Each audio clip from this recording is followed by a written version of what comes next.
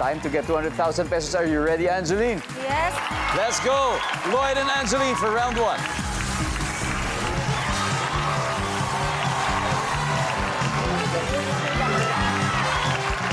Good luck. Narito, unang tanong. Nag-survey kami ng 100 Pinoy. The top 6 answers are on the board. Anong pwedeng mangyari kapag maghapon kang nanood ng TV? Lloyd. Sasakit mata mo. Tama yan. Nasakit ang mata mo. Survey.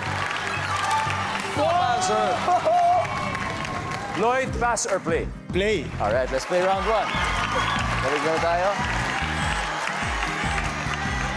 Lars, ano pwede mangyari kapag maghapon kang nanood ng TV?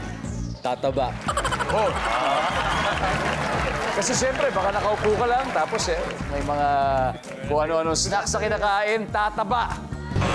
Ayan, wala. Ryan, ano pwede mangyari kapag maghapon kang nanood ng TV? Aantukin. Aantukin. Nandyan ba yan?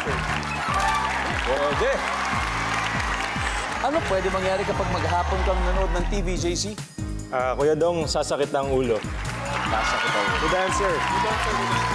Agree ba kayo dyan? Nasakit daw ang ulo. Lloyd, we got 3 more. Pero kapag Family Feud ang pinapanood mo, pwede okay naman yan. 24 hours, wag naman. Ang pwede mangyari kapag maghapon ka nanood ng TV, Lloyd. Magugutom. Good answer! Good answer! Adel, pwede na kayo mag-usap-usap? Intervalicious. Lars, anong pwede mangyari kapag maghapon kang nanood ng TV? Mapupuyat. Mapupuyat, lalo na kung yung series na pinapanood mo. Paborito mo. Binge watch, nandiyan ba ang mapupuyat? Tama ka na, Be. Ready na. Intervalicious Astrid, ano kaya pwede mangyari? Tatama din. Zia, ano kaya pwede mangyari? Tatama din. Tatama rin din. Suggestion naman for Angeline. Suggestion ko, Rino up, pwede mangyari kapag maghapon kang nanood ng TV. gugutom. Magugutumin. Angeline, isang tamang sagot lang. Again, anong pwede mangyari kapag maghapon kang nanood ng TV? Pipitik yung ugat sa ulo. Wild! Wow, yun! Tama ako! Ipitik ang ugat sa ulo. At pag pumitik, siyempre sasakit. Hindi, iba-iba yung pumipitik yung ugat sa ulo. Iba-ibang kasi yun. Nandyan ba ang pagpitik ng ugat sa ulo?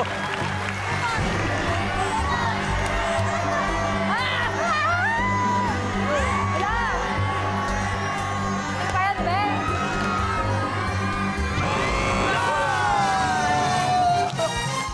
Ano tama sagot? Nakakuha agad ng 73 points ang Team Gorgeousness. Good, kailangan bumawi sa next round ng Team Curvilicious. Kaya kung ayaw niyong matambakan, gagalingan on the second round. But may sagot pa sa board na hindi nakukuha. Kaya eto na, ang studio audience. Sino gusto sumagot? Oh. Ano pangalan mo? My name is Kiki Rosales from Pasig City. Okay, so ano pwede mangyari kapag maghapon kang nanood ng TV? Mabobori. So mabobore ka. Nandiyan ba yan, mabobore? Wala.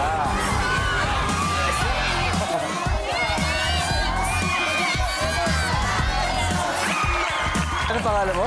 Jessie Barang. Anong mangyayari kung maghapon ka nanood ng TV? Sasakit ang katawan! Oh, nandiyan ba yan? Sasakit ang katawan kasi hindi ka gumagalaw.